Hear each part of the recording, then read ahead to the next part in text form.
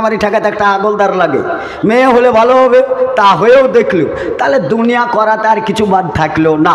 দুনিয়া সব কিছু করে দেখলাম, এই দুনিয়াতে শান্তির জায়গা নেই, দুনিয়াতে শান্তি পেলামও না।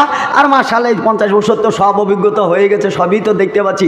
আসলেই ঠাট্টা করছি তা বিষয় নয়, আসলে আমার 50 বছরই বয়স। আপনাকে ঠাট্টা মনে করলেও হবে না। আমি তো মোটামুটি এই এলাকায় 30 বছর থেকে আমি বক্তব্য রেখে বেড়াচ্ছি, আমার 50 হবে তো সাধারণ ব্যাপার। ফলে দুনিয়া দেখলাম, এখন পরকাল পেতে হলে আমাকে তার পরীক্ষা লাগবে। ইন্নালিল মুত্তাকিনা মাফাজান হাদাইকা ওয়া আনাবা ওয়া কাওয়াইবা তারাবা। আল্লাহর ওয়াদা, কোরআন বলেছে তুমি জান্নাতে যাও, সেই জান্নাতে তোমার জন্য অপেক্ষা করছে আঙ্গুরের থোকা। একটা আঙ্গুর খাবে, খাওয়ার সঙ্গে সঙ্গে তোমার জীবন ও জৈবন ফিরিয়ে দেওয়া হবে। ওয়াজা কাওয়াইবা তারাবা, একদম 33 বছরের যুবক হয়ে যাবে, মেয়েরা হলে 18 বছরের হয়ে যাবে। আল্লাহ ওয়াদা করেছে, ইন্নাল্লাহ লা ইখলাফুল মিয়াদ।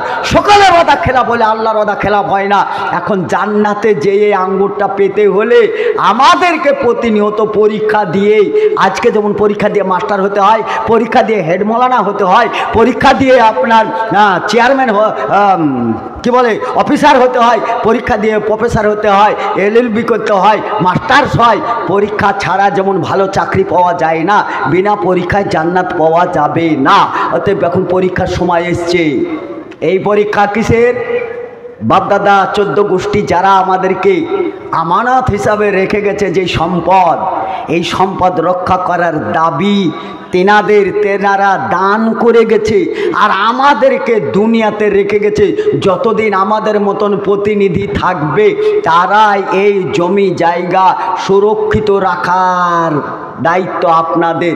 যদি আমি দায়িত্ব পালন না করি, তাহলে একটা ওয়াদা খেলাপ করা হলো, আমানতের খেয়ানত করা হলো, তাহলে আর মুসলিম হাতলে মরতে পারলাম না। চলুন যেই খানায় কাবা, সেই কাবায় 360টা মূর্তি ভরা, যেই মূর্তিদেরকে উলঙ্গ হয়ে তাদের কাছে যে দেবদেবীকে খুশি করতো, কার নাচতো, কার ঘুরে বেড়াতো। এমনও সময় মুহাম্মদ সাল্লাল্লাহু আলাইহি সাল্লাম আসলেন, ভাবলেন এইটাকে কি করে দূর করা যায়, কার দ্বারাই সম্ভব, কাকে সম্ভব, কাকে বললে হয়। কেউ সাথ দিতে রাজি ছিল না, কেউ সাথ দেন না।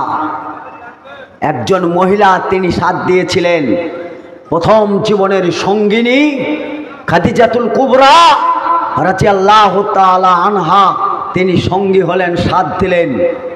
মুহাম্মদ সাল্লাল্লাহু আলাইহি সাল্লাম যখন গারে হিরায়, খাদিজাতুল কুবরা টুকটুক টুকটুক করে উঠে গার হিরায় ধ্যানেরত মুহাম্মদ সাল্লাল্লাহু আলাইহি সাল্লাম কিছুটা খাদ্যদ্রব্য নিয়ে গিয়ে তিনি সঙ্গিনী হিসাবে অনেক উঁচু জায়গায় বহু কষ্টের সহিত উঠে তিনি চুপ করে তিনার পিছনে বসে আছেন। দীর্ঘক্ষণ বসে থাকায় মুহাম্মদ সাল্লাল্লাহু আলাইহি সাল্লাম ধ্যান থেকে ঘুরে তাকিয়ে দেখলেন সঙ্গিনী হিসাবে খাদিজাতুল কুবরা রাদিয়াল্লাহু তাআলা আনহাকে।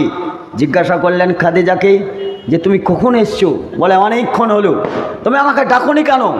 বলে না মুহাম্মদ সাল্লাল্লাহু আলাইহি সাল্লাম, আপনাকে ডাকিনি, বা না ডাকার কারণ হচ্ছে, আপনাকে না ডাকার কারণ হচ্ছে আপনি একটা ধ্যানে আছেন, আপনি একটা আল্লাহর ধ্যানে রত আছেন। আমি আপনাকে পিছন থেকে ডাকাটা বেয়াদবি মনে করেছি। তাই আপনি যদি এত কষ্ট করে এখানে একাই অপেক্ষা করতে পারেন দ্বীনে ইলাহির জন্যে, এক আল্লাহকে পাওয়ার জন্যে, রবের জন্যে, আমি একজন নারী হয়ে কেন আপনার সঙ্গী হতে পারবো না, কেন আপনার সঙ্গিনী হতে পারবো না? অবশ্যই, যার জন্য আমি আপনার ধ্যান ভাঙি নাই। দেখা গেল একদিন সত্যি সত্যিই ওই শিবানী পবিত্র কোরআন, এই কোরআন চলে আসলো। ইকরা বিসমি রাব্বিকাল্লাযী খলাক, খলাকাল ইনসানা মিন আলাক, ইকরা ওয়া রাব্বুকাল আকরাম আল্লাযী আল্লামা বিল কালাম। চলে আসলো টুকটুক টুকটুক করে 5টি আয়াত। মুহাম্মদ সাল্লাল্লাহু আলাইহি সাল্লাম প্রচণ্ড ভয় পেলেন, বিরাট ভয় পেলেন। ভয়ে কাতর থরথর করে কাঁপতে কাঁপতে ছুটতে সে খাদিজার কাছে এসে বয়ান দিতে দিতে থরথর করে কাঁপছেন। খাদিজাতুল কুবরা রাদিয়াল্লাহু তাআলা আনহা, তিনি তার বুকের সঙ্গে জড়িয়ে ধরে মুহাম্মদ সাল্লাল্লাহু আলাইহি সাল্লামকে যে সান্ত্বনাটা দিয়েছিলেন সেই সান্ত্বনার মধ্যে এটা ছিল, আপনি কাউরে আমানতের খেয়ানত করেন নাই, আপনি কাউরে আমানতকে নষ্ট করেন নাই, আপনি কাউরে উপর অত্যাচারিত নয়, আপনার প্রতি আল্লাহর পক্ষ থেকে রহমত এসছে, অতএব আপনার কোনো ভয় নেই, আপনার কোনো চিন্তিত নেই, আপনি একটু শান্ত হন, একটু শান্ত হন। খাদিজাতুল কুবরা তাকে চাদর গায়ে দিয়ে দিলেন। একটু পরেই আবার এক সূরায় নাযিল হয়ে বললেন, মুহাম্মদ সাল্লাল্লাহু আলাইহি সাল্লাম উঠো, চাদর গায়ে শুয়ে থেকে লাভ নেই, দেশের জনতার সামনে তুমি দাওয়াত পৌঁছে দাও, দাওয়াত পেশ করো। জনগণের কাছে দাওয়াত পৌঁছাতে পৌঁছাতে এক দুই করতে করতে বুঝতে পারলো যে আমরা ভুল পথে আছি, আমরা নোংরা পথে আছি, আমরা উলঙ্গ বিবস্ত্র হয়ে দুনিয়ায় চলাফেরা এটা আমাদের অনুচিত, খানায়ে কাবা দেবদেবী রাখা।